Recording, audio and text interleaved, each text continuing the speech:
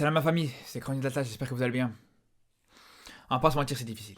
La vérité, c'est difficile. Autant si avant la Coupe du Monde, on nous avait dit qu'on se serait fait éliminer par l'équipe de France en demi-finale de la compétition, mais bien sûr qu'on aurait signé tout de suite. Bien sûr qu'on se serait même pas posé cette question d'ailleurs.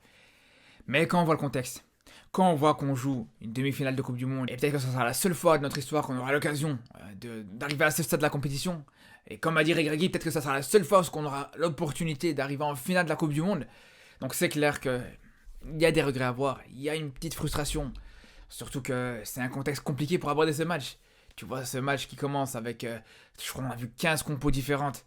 À un moment donné, Aguerd il devait être présent, puis après il n'était pas présent, puis Saïs il devait jouer, puis il n'a pas joué, puis il a fini par jouer, et au final il est sorti après 10 minutes de jeu. C'était compliqué. Franchement, c'était compliqué d'aborder un match comme ça. On va pas se mentir. Mais là où je suis frustré vraiment, c'est même pas qu'on se fait éliminer sur des forces et des qualités de l'équipe de France. C'est pas comme si on se fait éliminer sur une frappe de Tchouaméni par exemple, une tête de Giroud ou une enroulée d'Mbappé. On se fait vraiment éliminer sur deux erreurs de notre défense, sur deux erreurs individuelles évitables surtout. Donc c'est clair qu'il y a de quoi être frustré. Après, ça dépend comment chacun voit les choses. Moi, je pense qu'il y a des regrets à avoir dans ce match. Sincèrement, c'est mon avis. Je pense que même si, bien sûr, encore une fois, on est très fiers du parcours du Maroc dans cette compétition, mais pour moi, il y a vraiment des regrets. Dans ce match en particulier, il y a des regrets à avoir. Je vais vous en parler dans cette vidéo, et vous-même, si vous voulez en débattre, et si vous voulez m'en parler, vous pouvez venir demain sur Twitch, on sera en live comme d'habitude à partir de 22h, on pourra en discuter, et vous pourrez me dire ce que vous en pensez là-dessus. Mais vraiment, ouais, à partir du moment où tu te prends 2 buts, avec des erreurs évitables, sur le premier but où Dari essaye juste d'anticiper sur Griezmann, alors que pour moi, il a même pas besoin d'anticiper, il devait juste rester derrière lui, il devait juste rester en place, organisé, et Griezmann, il aurait pas été dangereux sur cette situation-là. C'est ça qui est dommage. Pareil sur le deuxième but à la base, ça vient quand même d'une perte de balle en défense centrale, une perte de balle dans notre camp, qui aurait pu être largement évitable aussi. Après, bien sûr, derrière ça, c'est clair que Mbappé s'est amusé dans la défense, il a pu convertir cette occasion et cette situation en but. Et de toute façon, ça c'est clair, quand t'as des joueurs comme ça, l'équipe de France, qui sont dans la surface marocaine,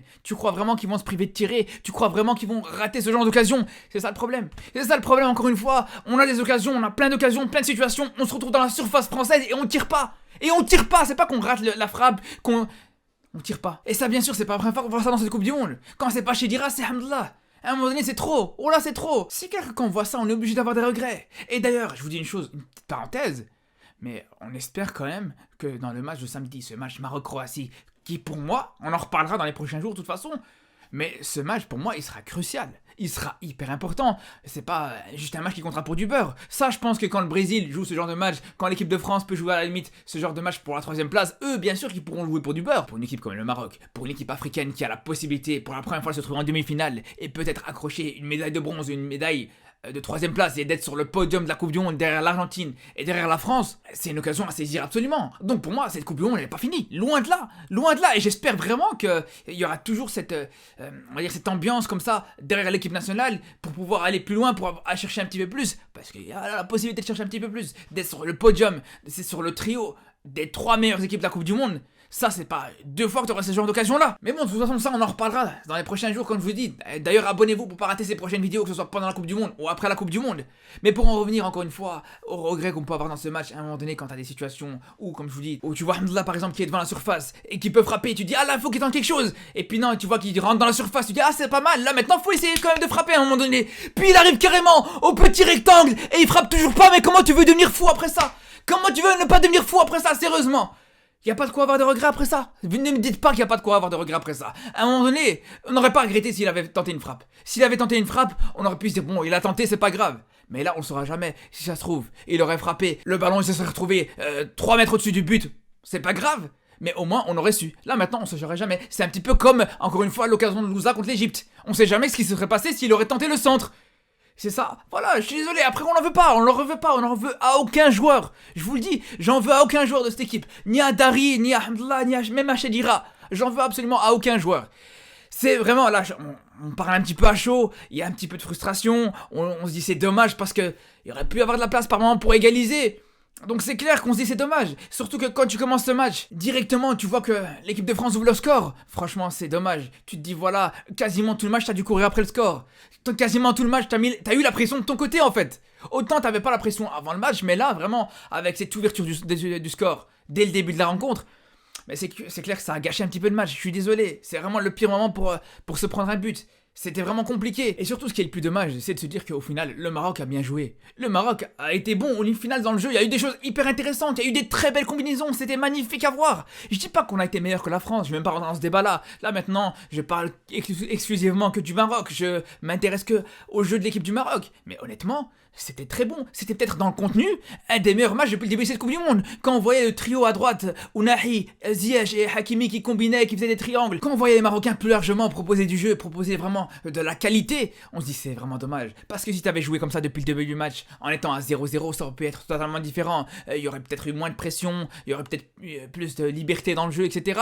Et peut-être il y aurait eu surtout moins de déchets. Parce que c'est vrai qu'il y a eu énormément de déchets, on va pas se mentir. Quand on voit par moments certaines passes qui étaient vraiment largement réalisables, sans aucun problème pour certains joueurs, mais qui étaient perdus, et ça permettait justement plusieurs fois à l'équipe de France de partir en contre-attaque. Et c'était d'ailleurs l'une des principales façons avec laquelle les Bleus nous mettaient en danger. De se dire que voilà, la plupart des fois où l'équipe de France arrivait à être dangereuse, c'était justement quand on leur donnait des cadeaux, quand on donnait des ballons gratuits, quand on leur donnait des pertes de balles gratuitement. C'est ça que je me disais, moi, à un moment donné, quand j'étais pendant le match, quand j'étais en live, à un moment donné, je me dis, c'est quand même dingue. C'est quand même dingue de se dire qu'en face, t'as les champions du monde, t'as une équipe qui est largement au-dessus en termes de qualité, et y a pas de doute là-dessus. Et en plus de ça, on doit leur donner des cadeaux. On leur a vraiment donné le bâton pour se faire battre. C'est ça qui est dommage, vraiment, c'est vraiment frustrant, encore une fois, cette situation-là. Après, voilà, encore une fois, on revient sur ce qu'on disait au début de la vidéo par rapport au fait que c'est clair que tu commences ce match de manière très compliquée. C'est sûr que la défense du Maroc qui était totalement remaniée quasiment. T'as la blessure d'Aguerd qui, à la base, aux dernières nouvelles, il devait jouer ce match, puis pour finir, tu vois qu'il est pas là. Puis pareil, Saïs qui devait commencer, qui a commencé d'ailleurs, mais qui a commencé blessé apparemment, parce qu'à un moment donné, quand tu commences et qu'après 10 minutes de jeu tu vas sortir sur blessure, c'est que t'es toujours blessé et que t'as voulu commencer ce match. D'ailleurs ça il faut en parler. Ok, le staff médical fait du très bon travail depuis le début de cette Coupe du Monde. Regragui a pas arrêté de les féliciter et je pense que c'est tout à son honneur. Mais à un moment donné, ça c'est pas normal. Ça j'arrive pas à comprendre comment c'est possible qu'un Saïs qui était blessé n'a pu jouer ce match. À un moment donné, je comprends pas. Est-ce qu'il a pas fait les tests avant ? Est-ce qu'ils ont pas vérifié s'il était vraiment apte à jouer? Est-ce qu'ils ont pas fait d'échographie? Je sais pas, mais c'est pas normal. Ok, ici c'était blessé à la 60, 70e, 80e minute, on se serait dit voilà, il était apte, il était à 80%, mais c'est vrai qu'il pouvait pas tenir tout le match. Mais là non. Si il a pas été capable de tenir même pas un quart d'heure, c'est que je pense qu'il a dû avoir un problème dans le diagnostic. C'est ça que je comprends pas aussi. Après voilà, ça peut paraître anecdotique, mais ça aussi, tu commences le match avec un joueur dans ta défense centrale qui est blessé. Apparemment Mazraoui aussi, il était blessé. Je sais pas s'il est sorti à la mi-temps. Est-ce que c'est un choix tactique? Est-ce que c'est un choix sportif? Ou si c'est une blessure ou une rechute de sa blessure? Va comprendre. Mais bon, c'est clair que voilà, ce match, il était vraiment compliqué, en tout cas pour débuter ce match avec ce contexte-là. C'est vrai que c'est difficile. Mais justement, c'est pour ça que j'ai du mal à comprendre un choix de Regragui. C'est le fait d'avoir voulu commencer avec cette défense à 3. Alors autant jusqu'ici, j'ai compris tous les choix, ou en tout cas, j'ai pu avoir une explication à tous les choix qui a été fait jusqu'ici. Mais là, j'arrive vraiment pas à comprendre pourquoi il voit qu'il a déjà 2 défenseurs centraux qui sont blessés et il veut jouer avec un défenseur central en plus dans ce match. J'ai eu du mal à comprendre, surtout en fait, par rapport à ses propres dires, par rapport à ce qu'il disait avant la compétition. Pour lui, jouer avec une défense à 3, pour commencer surtout un match avec une défense à 3, c'est un peu compliqué, c'est un système qui demande plusieurs mois de préparation et tout ça. Donc c'est vraiment un choix que j'ai eu du mal à comprendre. Après voilà, de manière générale, de toute façon, c'est clair qu'on est déçu, enfin je dirais même pas déçu, mais plus frustré par rapport à ce match. On se dit c'est dommage parce que avec ce qui a été proposé depuis le début de la compétition, on se dit, voilà, on était si proches. Et c'est même Regragui qui le disait. Il a clairement dit dans ce Maroc-France que c'était peut-être l'une des seules possibilités pour le Maroc et pour un pays africain d'arriver en finale de Coupe du Monde. Donc c'est clair que il y a de quoi avoir des regrets quand on se dit qu'on était si proches et qu'on se dit qu'on aurait même pu avoir la possibilité par moment. On peut se dire c'est dommage. Surtout qu'on commençait à avoir de plus en plus d'appétit. On commençait vraiment à avoir faim, comme pouvait nous donner envie Regragui justement depuis le début de la compétition, comme justement il a pu nous le dire. Voilà, il arrive en demi-finale, pour lui c'est comme si on n'avait encore rien fait. Donc c'est clair que on s'est pris au jeu, on va dire, on s'y est pris. Mais après, voilà, j'insiste vraiment là-dessus, les gars, j'insiste vraiment là-dessus, par rapport au fait que, voilà, la frustration parle beaucoup aujourd'hui. C'est vrai que tout était pas parfait dans ce match, et ça c'est la réalité. Mais bon, malgré tout, c'est sûr que quand on prend du recul, et quand on analyse cette compétition, mais c'est clair qu'on est plus que satisfait.